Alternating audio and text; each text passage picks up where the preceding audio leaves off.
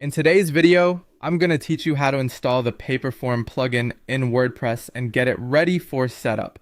We'll be doing this directly from your WordPress admin dashboard using Chrome, and the process is very straightforward. If you're following along, make sure you're already logged into your WordPress site so you can access the admin area without interruptions. Once you're inside the dashboard, look over to the menu on the left-hand side. This is where WordPress keeps all of your site management tools. From here, click on Plugins and then select Add New. This will take you to the plugin library where you can search for and install new features for your website.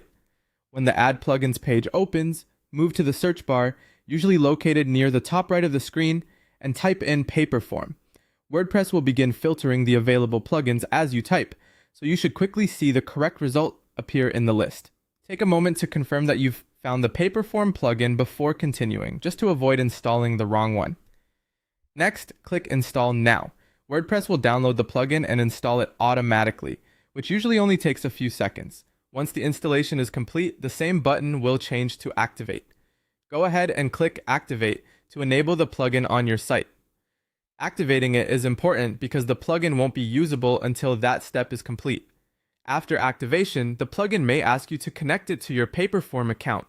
If prompted, the next thing you'll need to do is navigate to your Paperform account to retrieve your integration API keys. These keys allow WordPress and Paperform to communicate securely and make the integration work correctly. As you do this, be careful to keep any private credentials secure. API keys are sensitive and should only be entered into the appropriate fields inside the plugin settings. Avoid sharing them publicly or storing them somewhere insecure. Once you've located the required keys in your Paperform account, you can return to WordPress and continue the setup if needed, and that's it for this part of the process.